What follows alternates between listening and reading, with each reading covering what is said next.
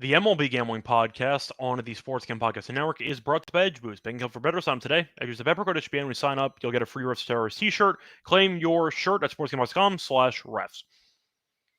And welcome, everybody, to the MLB Gambling Podcast here on the Sports Gambling Podcast Network. It is currently Sunday afternoon, June 8th, around 5 p.m. Eastern Time. I'm your episode Scott Reichel. Once again, joined by Dylan Rockford together to break down the games for the Monday card. Not exactly an insanely packed card, but good enough. We'll make do. Yeah. So it should be fun either way. A lot of baseball going on because, of course, it is Sunday. I see the Mets are about to sweep the Rockies because the Rockies stink. But I'll ask you any overall takeaways from the weekend, any games you like today. How have you been doing, Dylan? I've been all right. Other than the Reds sweeping the Diamondbacks, I know we were talking, I think, last week about Diamondbacks getting hot. Reds winded up sweeping them. That was good. I think the Pirates wind up sweeping the Phillies too. Yep. What is going on with them at this point? Harper's been injured and they're falling apart. Yeah, so lucky for the Mets, we had Colorado this weekend, so we've been able to score, even with Francisco Lindor being hurt a little bit. So it's been good over here. Had the Reds plus money today. And had the under in that Toronto game. That was not the play. But other than that, I've been pretty good. How about yourself? Oh, fine. Truth is, I was so focused on tennis, I really didn't dive that much into the baseball card today. I feel like my priorities were solely set on 9 a.m. tennis. So it was kind of just like, oh, I'm going to sleep for 3 hours and watch 5.5 hours of tennis. Yeah, I'm good. So to be honest, I barely followed any baseball today. Nice. I was too distracted watching tennis till like 2 or 3 in the afternoon. Then I had to research for a tennis show, which I recorded. So yeah, tennis made up a lot of my afternoon. Historical match, though, right? Yeah, it was. Definitely some great stuff. I swept my podcast picks, which was pretty nice. That's all that counts. Can't complain there.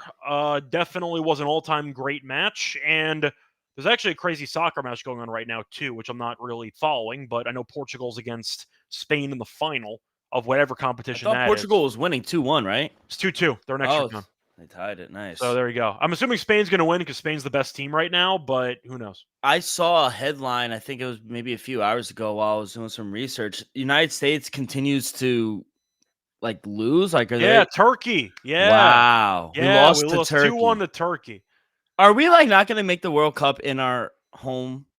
See, I remember in previous years, the host nation would always get automatic entry into the World Cup. But you have 3 different countries dividing up the World Cup, so I don't know how it's going to work. It was a friendly, so it didn't actually count for anything. But they've not played well. I'll put it that way. Since didn't they get a new coach too? Yeah, they switched coaches, which usually takes some time to adjust some either tactics or the roster, but it wasn't good. They basically gave up an own goal as the second goal and then lost 2-1. But I'm not going to overreact too much to it. I mean, U.S. We mentioned before we went live how U.S. men's tennis has not really been thriving lately. No. Yeah, U.S. soccer's in that same boat. Yeah. So definitely not the women's. Women's are always a top 3 team or country in the competition. But so you're saying Mexico, the United States, and Canada are all going to make it? In previous years, the host nation would always get in. Like when Qatar was hosting the World Cup, Qatar got in. And that team stinks. But they got in because it's the host nation. Yeah, which they should, I think. So I don't know how that works because you have 3 different countries basically dividing up the responsibilities. But we'll see how the U.S. does during actual matches that matter. But they don't look good right now. I know Mexico's usually very competitive in soccer. Is Canada? Canada's been better lately. Canada's actually pretty good. They're not insanely World Cup good in terms of serious competition. But can I see a world where they sneak out of the group stage? Yeah. Outside of hockey, obviously. Outside of hockey, because that's probably their best sport. Do you think they're more competitive in soccer or basketball? Basketball. Basketball, right? You have 4 really good Canadians in the finals. Yeah, we got Shea. Yeah. They beat America in the. Did they? It wasn't this past Olympics, but didn't Dylan Brooks score 40-something points in a game against was that FIBA? Is that a FIBA World Championship? Mm-hmm. I think it was the FIBA Cup or something. And Canada beat the U.S. because Dylan Brooks had 40-plus points. That's insane. But they got Shea. They got. I'd say Canada is probably better at basketball than soccer, but They're not bad at both. I'll put it that way. They're That's better good. at basketball, though. Yeah. So Well, that's good. Did you watch the Belmont? I watched it and immediately got annoyed that that Sovereignty skipped the Preakness. Yeah, because he would have the Triple Crown. If assuming once again he would have won. Yeah, the exactly. Preakness, but I just didn't care. It was like the thing is you need the rooting interest of something, which is why people bet on it. Of course. Yeah, of course. I liked the journalism. I didn't bet it, but the argument is if you are going to be rooting for a Triple Crown race, you kind of want the horse that won the Kentucky to not just punt the Triple Crown by skipping the second race. So I just wasn't as invested as I'd say I usually am. No, that makes sense.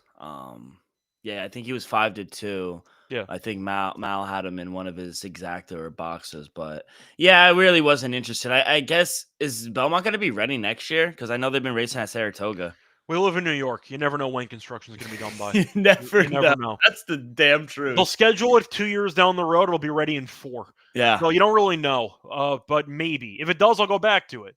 But yeah, because it's close. I would go every year. That was a tradition my friend and I had. But since they moved it to Saratoga, of course, I'm not as fucking interested. 2 hours away. I'm not going to travel. No offense to the horses. But I'm not going to go. No, I get that. I did hear Saratoga is beautiful, though. I'm sure it's very nice this time of year. Yeah. I'm not willing to find out. And then lastly, did you watch UFC real quick? I did.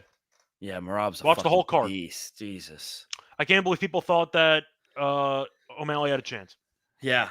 I mean, I think a lot of people were making too much of like his lifestyle change. Like you can't. I mean, you don't understand. He stopped smoking weed. That's great. Can he stop a takedown?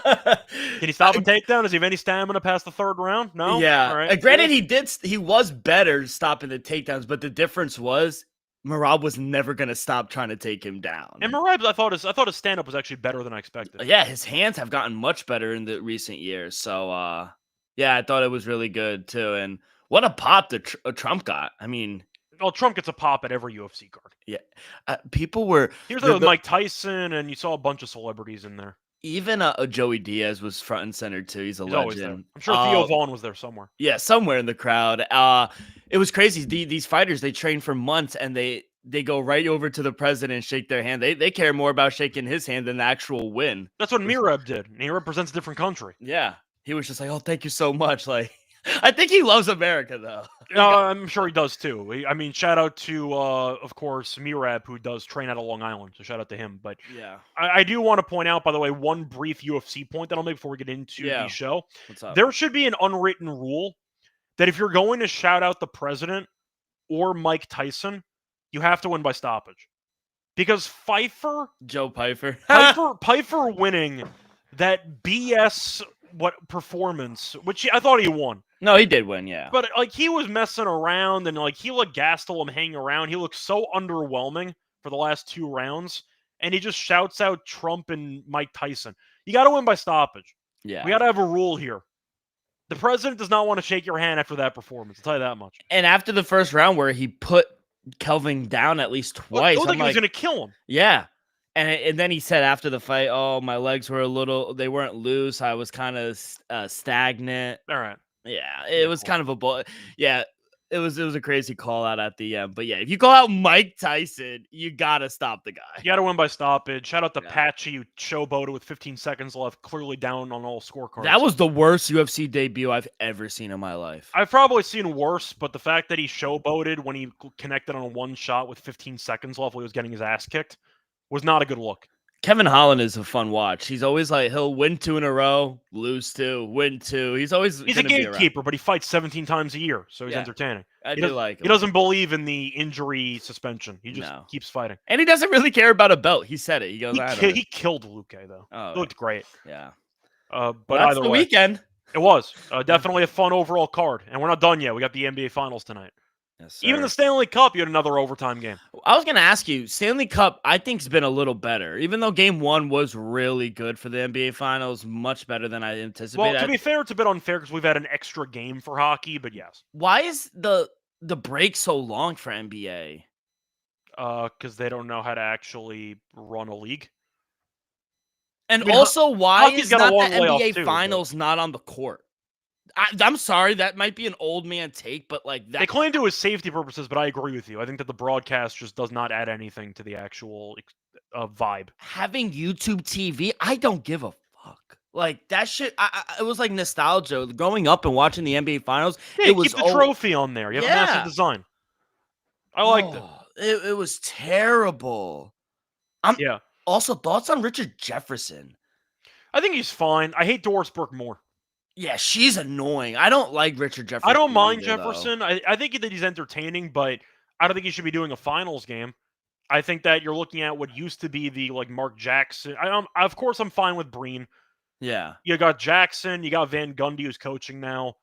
Like I do think that they had a much better presentation. 100%. I'm fine with Richard Jefferson. I'm really anti Doris Burke, but ESPN's a mess when it comes to broadcasting. TNT though does a good job.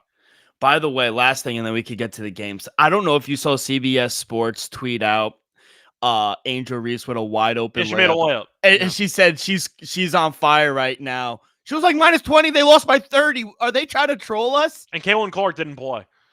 And they lost by 30. They might be the worst team.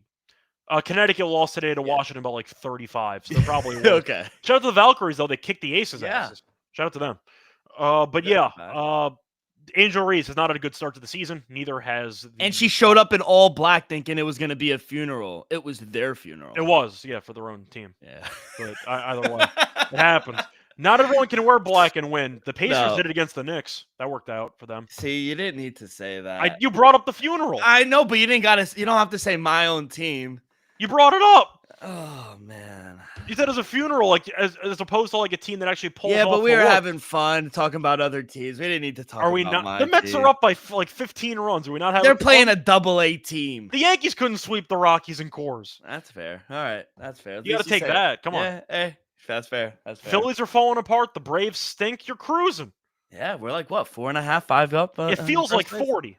First team in the NL for 40 games. Nobody in that division wants to actually win the games besides the Mets right now. And the Nationals a little bit, but still.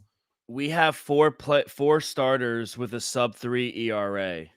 Yes, you do. That's fantastic. Is Griffin Canning one of those? And Griffin Canning is one of them. Do you know the last time the Mets had 4 starters under a 3 ERA?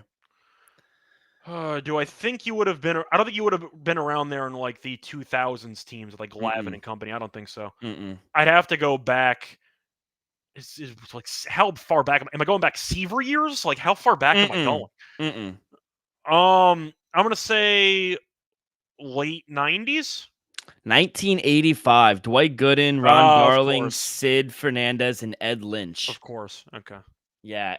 Kodai has a 159, Dave Peterson a 280, Griffin a 290, and Clay Holmes 295. Yeah, they've been cooking. Yeah, I feel bad. I just completely skipped over the Doc time for the season. That's Doc's a legend. He has a no-hitter with the Yankees. Yeah. As well. And then I believe he cleaned himself up, so I'm happy. He did. Imagine not going to the parade. Him and Strawberry together, enablers of themselves. That's a problem. Yes. Shout out to the entire cocaine squad on the Mets team, including Keith Hernandez. Keith was a big fan of the nose candy back in the day. Oh, they all were. It's a big time drug. They were. Just throwing it out there. Keith was specifically involved in a couple of like scandals with cocaine in the league. Do you like the Mets booth with Darling, Gary Apple, and all them? I think they have a great booth. As a Yankees fan, I think they have the best booth in the entire league. Oh, thank you. I appreciate that. You like Michael Kay? I think Kay's fine. I do too. I know a lot of people. I don't have an issue with the Yankees booth. I just think when you're looking at Darling and all the guys there, the Mets broadcast is tremendous. Like, I got nothing else to add. And they're funny. They are. Yeah, they bring a little life to it. And I know a lot of New Yorkers that I talk to, they're not big Michael Kay fans, but I'm like, I don't mind Michael Kay. It doesn't bother me. The issue is with the Yankees, I'm not going to go too far deep into it, but things get pretty stagnant and stale. You hear Sterling do calls on the radio for 40 years, and then eventually you're like, all right, I've kind of had enough of this, but at the end of the day, you still like the guy. I feel like Kay's fine. It's just like we've heard the same calls for 20-something years. Scott, we have a Sunday night baseball question from Daniel. You like Yankees -1.5 against the Red Sox. Rubber game. I do not. I think it'll be a close game. But I do too. Both bullpens have been terrible the entire series, so I don't mind the over maybe, but I see runs in the game. Andrew goes, see ya. Yeah. That's great. I'm I used don't to it. mind it. Yeah. Sterling had the ball game over, Yankees win, that kind of stuff. But they have like classic catchphrases. But Yeah. I think from an overall broadcasting perspective, no, the Mets do a great job. Mhm. So Thank you. I it's the last appreciate point I'll that. make on Yeah, that. let's go. I don't know why you're taking that as a compliment. That has nothing to do with you. You just root for the team. Yeah. No. You're They're part of not the in that team. booth. You just have nothing to do with that. But yeah. They acknowledged me when I went to games. I saw them. I go, Gary, Ron, Keith, and they give the little head Yeah, nod. okay. Yeah, they give you the salute. They know I exist, Scott. So that's all I care about. You remember that one time when I called your names out and you gave me a salute? Yeah. Yeah. They remember. That's all that matters. Yeah, ask them to be on the podcast. We'll see what happens. We'll see if they remember you. So just saying, we'll throw it out there. Hey, and if they do come on, me and you got the interview. Of course. Yeah. Of course. But anyway, time to move on into the actual games for the card on Monday. Before we get into that, though, a reminder that we do have an app for free picks and podcasts. If you're trying to find all the podcasts in the network and you're having a hard time of finding an easy location to locate all of them, then we have an answer for you. Get the free SGPN app because you can get all your free picks, all your podcasts for the Stanley Cup, College Baseball World Series, NBA Finals in the SGPN app. Get it wherever you do. Get your apps. Also, a reminder, they're brought to you by EdgeBoost because the first bank of bettors ensuring all your gambling transactions are approved. No usage fees, no minimums, cash rewards as well. 100% approval for all deposit times today. EdgeBoost have ever go to SGPN. And a reminder, you'd also get a free US Terrorist t-shirt when you sign up for EdgeBoost. Go to sportsgamblingcom/refs to claim your free shirt. We're also brought to you by Circa, because Circa has their contest, their ultimate fantasy ball giveaway, because they're giving away a 12-person league, once again, opportunity to draft in Vegas. Be sure to give a piece of your stay. Get a limo ride from the airport, a 5K tab for stadium swim, and a hotel stay for you and your 11 league mates. And you can also get 15% off everything on the Circa properties with the Percode SGP15. Enter the ultimate fantasy ball contest for free by going to sportsgamble.com/Circa, that's sportsgamble.com/CIRCA. Welcome back, everyone, to the MLB Gambling Podcast. Time to get into the games for the Monday card. Starting off with the Reds, fresh off the sweep against the Guardians. You have Miley, who has an ERA of 18. Small sample, but still. Yeah. You're looking at him against Ortiz, and Ortiz has not been great this season, but he was really good against the Yankees last time out. 5 2/3, no runs. In fact, he's allowed less than 3 earned in 4 of the last 5. Now, for this one, you have the Guardians, who are favored at home by a decent amount. They're minus 175. Reds are plus 145. The over/under is set at about, eight and a half for this game, juice to the over in this one. Reds have been playing better lately, but I don't think Miley's any good. They signed him off the street because of injury. They needed him to replace Hunter Green in the rotation. I think Cleveland wins this game, but for value purposes, it's kind of tricky because the team's been good. So I don't mind fading Miley. Give me the Guardians' first 5 run line or the Guardians' first 5 team total over. Yeah, I kind of like for value. I think I'm going to take the hotter team here in the Reds at plus 146 that I'm seeing. I only made the Guardians a minus 140 favorite. Yeah, he hasn't been good, but only one start. But his career numbers 4.08 ERA. I do think he'll be a little better here against a Guardian team that they're below average, 233 on the year, 682 OPS. So I do think he'll be able to have a nice bounce back start here on the road. So yeah, I'm going to take the Reds here. I do think Luis Ortiz he's been the better pitcher, but they both kind of been bad. I kind of like the over 8.5. My total came out to 8.8. So Reds been being able to score some runs here. So I like the over, but I am going to take the dog here, plus 146 with the Reds. It makes sense based on form. I just don't trust Miley at all. The fact is, if you're a free agent pitcher mid-season, that means really nobody wants you. Because usually you end up with a minor league contract during the off-season. You'll do something in AAA. You get opted up mid-season, promoted. But you're a free agent mid-season. I mean, it works for Hauser, I guess, but that is not a good sign for the Reds. Yeah. I think the Guardians look pretty sharp in this home game. I just think against lefties, Guardians hitting almost 215, 216. I just think this might be a good spot for him. I'm not saying he could go 7-8 scoreless innings, but I think he'll have a much better start than he did last time. Last time was terrible. Yeah, I'm also just not sure if he's got much left in the tank at this point. Yeah, that's fair. So that's kind of why I'm looking at it that way. I'm moving on to the Marlins against the Pirates. Pirates off the sweep. They have Burrows pitching against Alcantara. Pittsburgh minus 120. Marlins are even money for the over-under in this game. I see it being set at about, I see 8.5 juice to the under in this game. Burrows was bad, but he was good his last start as he shut down the Astros. Alcantara, though, has been one of the worst pitchers in the entire league, ERA north of 7, but he was good last start against the Rockies. Fake team. Fun fact, by the way, the Rockies won the game anyway, so it didn't even matter. But Wow. the point is, Alcantara's been a mess. Burrows has been, in a limited sample, not great. But Pittsburgh won 3 in a row, swept Philly. I'll go with the team that did not get swept by Colorado at home. Give me the Pirates money line of -120. Yeah, I see -118 out there for Pittsburgh. I'll take that. I made him a -125 favorite here. I think we got to keep rolling with the Pirates right now. They just swept the Phillies. They're playing good baseball. Won 4 of their last 5. I also like the over 8.5 as well. Both pitchers stink. The over has been very profitable for the Fish on the road as well. 17-11. Sandy Alcantara, he's terrible. I mean, he's been so inconsistent. 12.81 ERA on the road. 28 earned in just 19 innings. The over is also 4-1 in Sandy's last 5 road starts as well. So I do think both teams will be able to score some runs here. Mike Burrow, he's good. I mean, he had 2 rough starts, and then he did have a solid outing against the Astros. He threw 5 scoreless innings. So he's a young guy, but I do think he's hittable as well.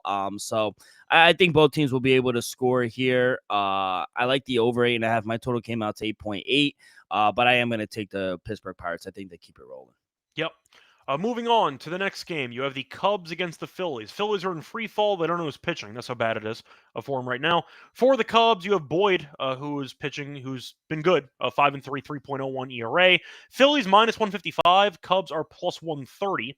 For the over-under in this game, I see it being set at about 7.5. Yeah, I don't care who's pitching for Philly.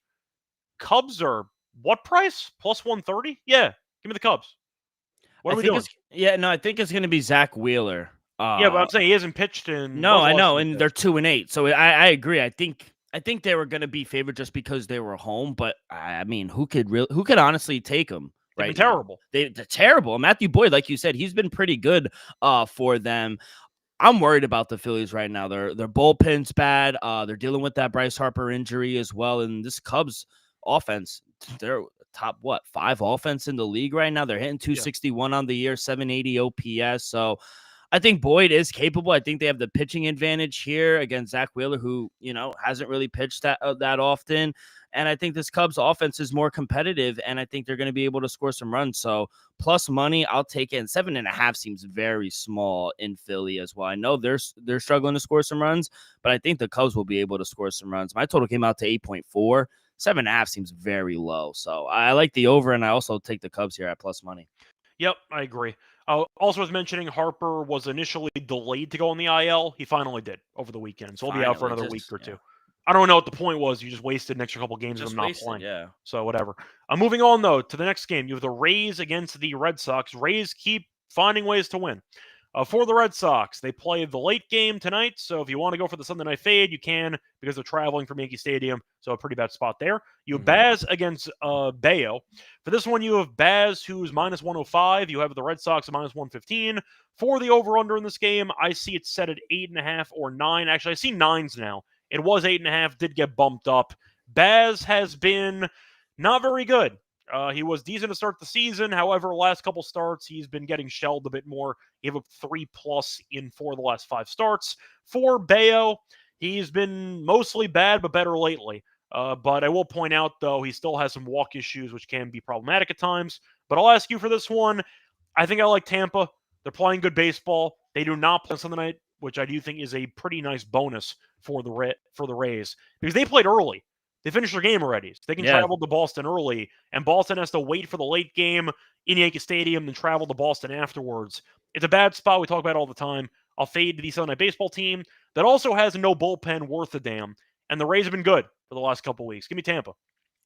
Yeah, I would agree. I mean, you get a short price plus 105. I would agree. I only made the Red Sox a -110 favorite. I actually like the over a little more, over 9. Are you still seeing 8.5 at ESPN bet or no? No, I think it's at 9 now. It's all right 9 now. Yeah. All right. Yeah, I like the 9. My total came out to 9.9. I mean, you mentioned the walks issue with Brian Bello. That hasn't been good. You don't want to do that against a momentum team like the Rays right now. And Shane Baez really hasn't been that good either. So I think both offenses will be able to score some runs. Yeah, I know it's a Sunday night travel, but not really traveling too far. It's a 3-hour drive, or if you want to take a short plane ride from New York to Boston. So it's not terrible, but I do think the both teams will be able to score some runs here. Both bad pitchers, maybe a first 5 over as well. But I like the Rays here at plus money, a short dog, but I like the over a little more. Yeah, I agree with you. I think that there should be a lot of runs here. I see some chaos, though. Yeah. But I'll go with Tampa in this one as well. Moving on to the Braves. Speaking of bad teams right now, the Braves have been terrible. You got the Brewers, who have had a pretty weird low-scoring series against the Padres so far. But you have Sale against Savale. Now, the Braves are minus 190. They're 10-22 on the road. Brewers 19-12 at home. Savale's been bad, though. 1-1, 5.19 ERA. Plus 160, though, on the money line. For the over-under in this game, I see the line being set at 7.5. Shout out to Kimbrel, who was on the team for one game, and they DFA'd him. So, yeah, it was a pleasure having you. The GIF that you and Adam put was so accurate. Just walk in and walk apparently out. Everyone posted the same GIF, and we all just had the same mindset. I didn't even look around. We just all posted the Simpsons GIF. It was perfect. It sums up everything that happened. That's why it was either that or the South Park, and it's gone. It was one of the two. I just chose the. I don't know if you know what I'm talking about. No, I don't. You watch South Park at all? A little bit. It was during the economic crash, so he ended up depositing a birthday check. And they're like, yeah, we could put this into some type of fund to help you make money, and it's gone. He just lost his money in 5 seconds because the economy just keeps Oh, okay. It's one of those. Kind of the same idea for the Braves and for Kimbrel with the Braves, but this team stinks. I understand Sale's pitching, and Milwaukee might not be that great against lefties. Then maybe you want to go for the Brewers team total under, or you want to go for something like that. But give me Milwaukee 160. The Braves can't close games. Their bullpen stinks. They invent ways to lose games. Yeah, I gotta fade them. This price is insane. Give me Milwaukee. Yeah, this price is insane. I understand them being a favorite with how good Chris Sale has been, but my numbers only made him a minus 155 favorite. So getting a plus one at home. Yeah, I really don't understand it. 19-11 at home is where you really want to back the Brewers. And we talk about how bad the Rangers are on the road. We got to start talking about how bad the Braves are on the road. 10-22. They can't close games. Their offense is struggling. They strike out a lot. One thing I do worry about the Brewers, their offense, they don't really generate a lot of home runs, only 59 home runs in 65 games. I think that might be concerning down the road, but they win games here. Plus 160. I do think it's a low scoring game. I think the total's kind of spot on. So I'm going to stay away from the total, but plus 160 at home, I think it's a no brainer. Yeah, I feel like with the price, I have to. You have to. Number. Moving on to the next game, you have the Blue Jays against the Cardinals. Now, for this game, Cardinals actually good series against the Dodgers. They did not win the game today, but they had a good series. So shout out to them. Moving on though, you're looking at Berrios against Palante. Blue Jays are minus 115. Low key 5 games over 500. Cardinals are 7 games over 500. Palante though 4.91 ERA for the over under in this game. I see the line being set at about 8.5. Berrios, classic Berrios season ERA in the high 3s, low 4s. Palante has been really not good lately. He has given up a total of 13 earned in his last 3 starts. But the Cardinals have been hitting, and you know what? Toronto's offense has been okay lately.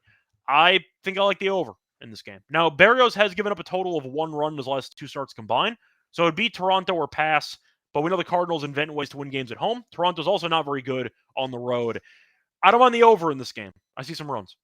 Yeah, I don't mind the over. I kind of like the recent form of the Blue Jays. I know they lost a tough one against the Twins today, but I'm going to take them on the road. I know they're 13-16, but they are 8-2 in their last 10, and I know St. Louis at home is the much better team. 22-10 at home for St. Louis, and they're good. But let's not forget, Blue Jays, their offense is starting to heat up as well. They're hitting 253, 723 OPS, and I think Berrios, I know I'm not the biggest Berrios fan, but he has been a little better for the Rays. So I think they should be a bigger favorite. My number's made a minus 125 favorite, so minus 108 here on the road. Don't like Andre Palat either. So, yeah, I agree. I think it's either Blue Jays or pass. I'm going to stay away from the total. I do see a solid 8. So if you really like the over on DraftKings, it's at minus 119. Don't mind that, but I like Toronto a little better. Yep. Moving on to the next game, matchup between the Athletics and the Angels. We have no lines, as far as I know. I believe both teams are playing right now. You have Springs against Kikuchi, so a battle of pretty underwhelming lefties on the mound. Kikuchi, though, has been pretty good lately. 3.23 ERA. Springs, though, not so much. For the total, it's probably going to be somewhat high. It's not in Sacramento, so it's not going to be in the tens, but probably going to be close to like 9, if I had to guess, for this one. But for the, once again, form, Springs has been okay. I mean, he has given up a total of 12 runs in his last 3 starts, but he did 1 outlier start. So the A's have lost 4 straight, so that he's pitched in, so not exactly ideal. For Kikuchi, though, he has been fine. He's given up less than 4 earned in, what is that? So less than 4 earned in, sorry, just pulling it up right now, 7 straight. So Kikuchi's been better. Should be a cheap number. Give me the Angels. I mean, these teams are bad anyway, but Kikuchi's better.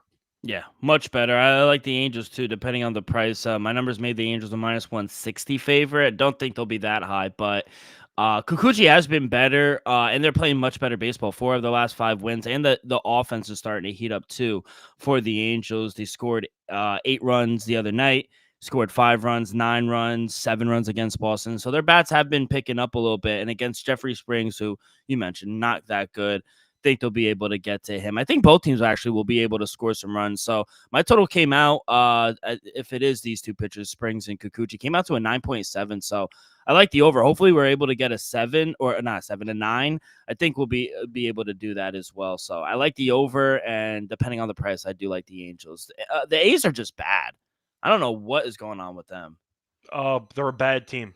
Yeah, no, I know, but like at least like some teams, like they at least attempt to turn it around. Like the Orioles, they were bad for like a month.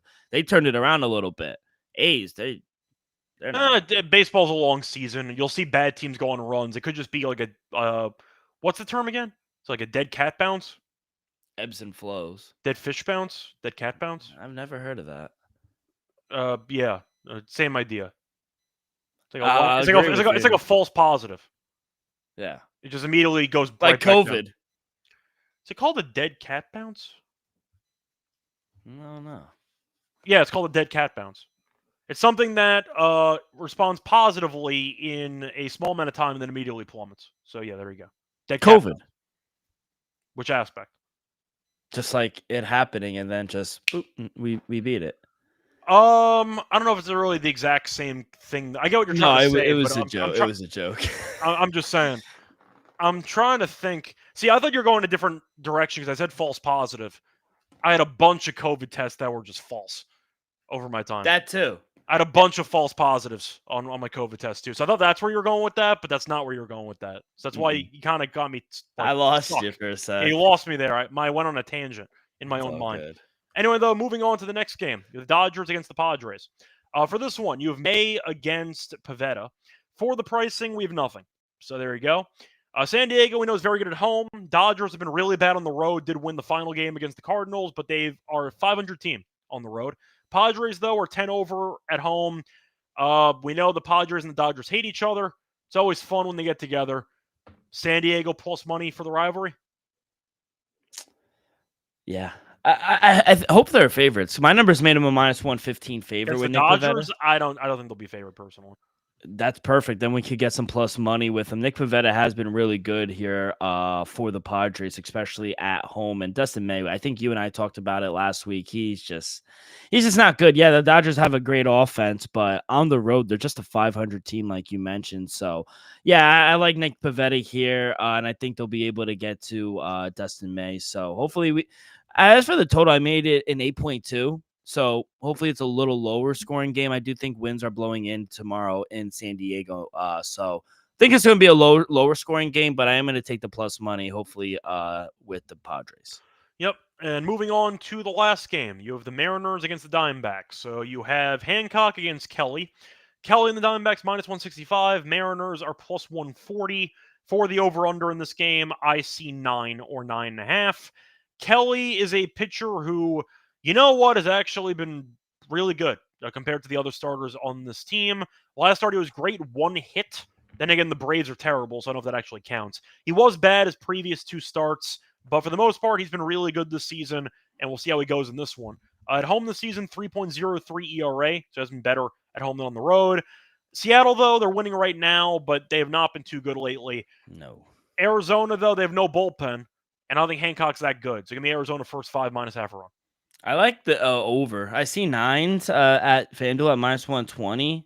I don't mind that. Even at 9.5, my total came out to 9.8. I think Kelly has been good, but Emerson Hancock, it's just a fade on him. Diamondbacks, they do have a good offense despite not having a good bullpen or pitching. They do have a good offense. And Mariners, yeah, they don't have the best offense. They are below average, 238 on the year, but they do have some potential. Kyle Raleigh, and they are better on the road than they are at home. So Kelly, he is reliable. I do think they should win this game, but I can't back Seattle now with how bad they've been playing. Over is 8-2 in the Snakes' last 10 games, and like I said, Seattle's offense is a little more potent on the road than at home. So I'll fade both pitchers in kind of like a hitter-friendly ballpark. I like the over. Yep, feel the same way. Anyway, that's going to wrap it up for all the games on the card for Monday. Now it's time to move on into the Lock and Dog picks. For that, the reminder, they're brought to you by our sponsor, which is Rhythm, because you've heard us talk about them before. They just dropped a game-changing feature called Power Trends and Added Ticket Patterns, where Rhythm's models have consistently won and have a high ROI. And you can also check it out every day. It's updated every day. Because it's Rhythm, no touts, no noise, just clean data-backed picks. And a reminder, download the Rhythm app, check out the Power Trends, start betting smarter. And you can also check it out for free for a week by using the free trial for 7 days.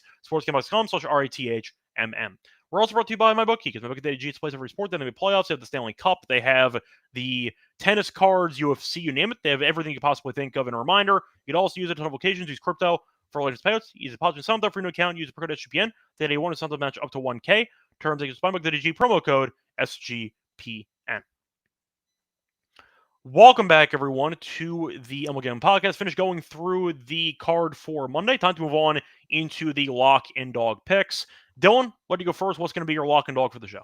Yeah, so we'll start with my lock. I'm going to take the Pirates here. I think they keep it rolling against a very bad Sandy Alcantara team, and a very hitter-friendly ballpark. And a guy in Sandy Alcantara who has a 12 ERA. They just stink right now, especially on the road.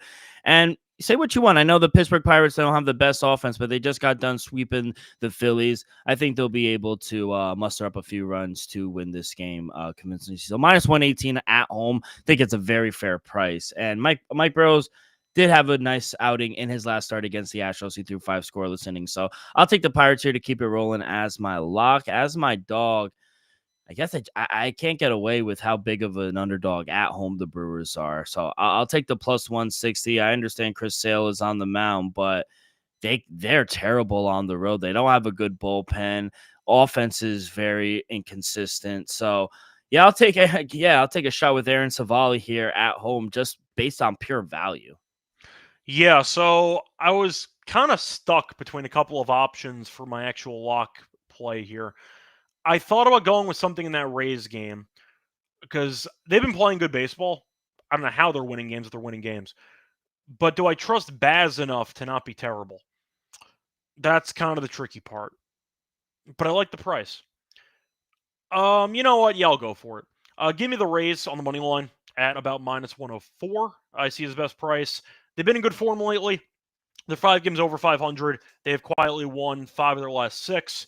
Take care of business, and the Red Sox can't close games. They have no bullpen.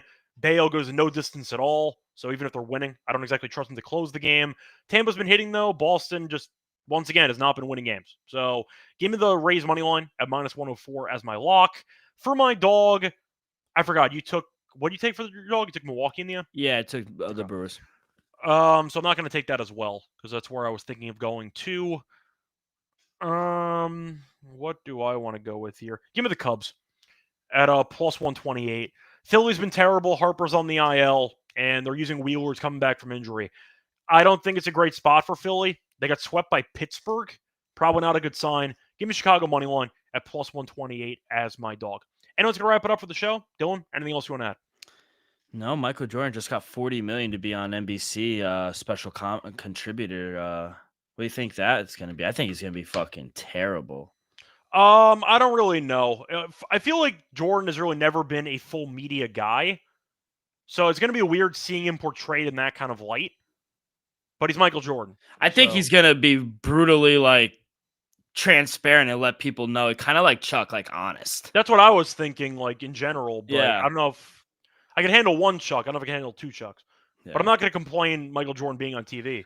But yeah, and also we got news: Jay Wright not interested in the Knicks. So I told you that last week. I didn't want to believe you.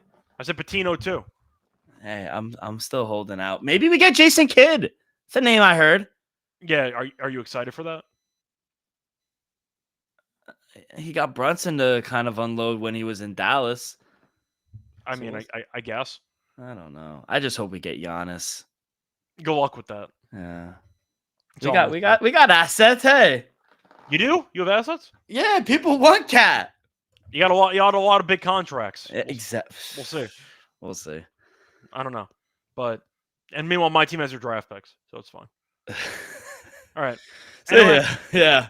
That's going to wrap it up for the show. We're back once again, actually Monday morning for the props with Adam and I. We'll be back for the Tuesday game breakdowns tomorrow afternoon at 5 p.m. Eastern. Until next time, good luck to all of you and all